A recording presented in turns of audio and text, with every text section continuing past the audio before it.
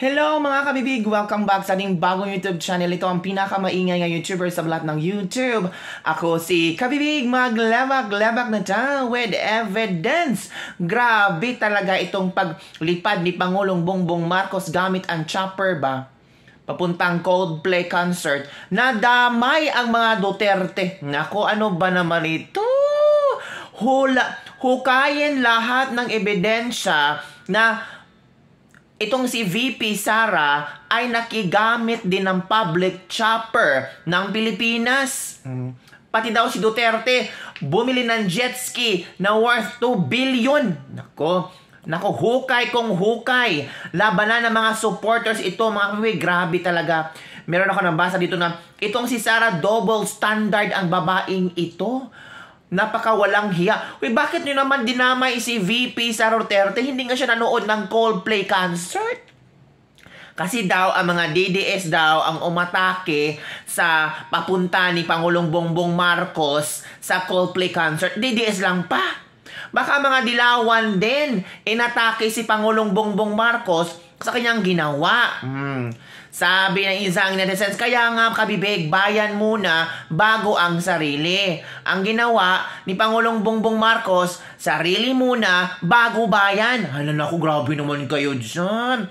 Huwag naman pong ganon. Ito ha, ito ang nabasa ko kanina. Kasi daw si VP Sara Duterte, tinulungan ni Pangulong Bongbong Marcos na one time makauwi sa Davao para mapuntahan ang kanyang mga anak. Sabi naman ng isang netizen, magkaiba naman yon.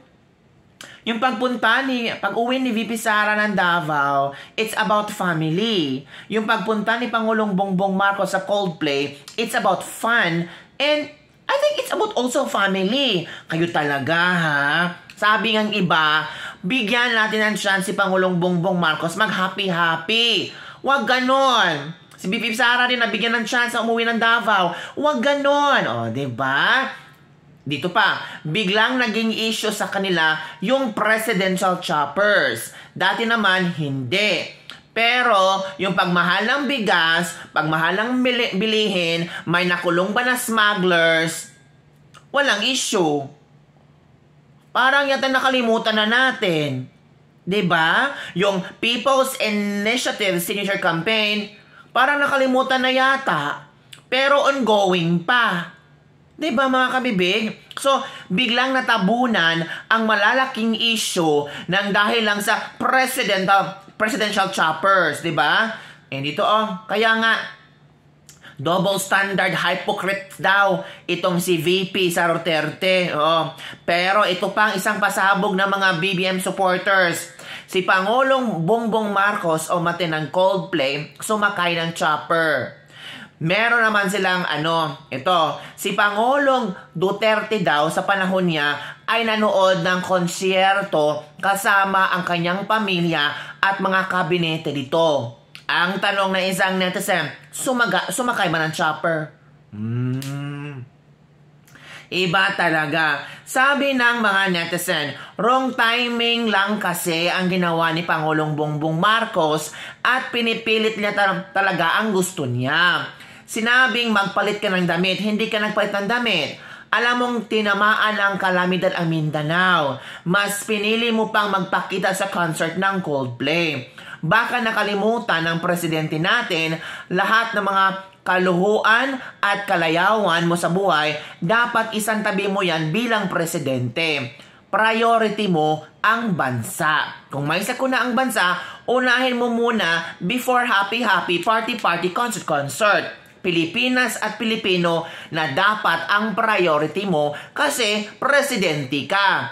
Ginusto mo maging presidente, so maisantabi mo ang iyong pamilya. Filipino first before family. So yun talaga ang ang dapat mo isakripisyo. Kasi buong bayan, buong bansa ang naghahanap sa'yo. At the same time, tinitingala ka. At the same time, ikaw yung role model nila. Gaya ng mga kasundaluhan. God, country, and family na ang priority nila. Pangatlo na lang ang family. Paalala ko lang sa iyo, Pangulong Bongbong Marcos. Ano bang priorities mo? Ay, ito.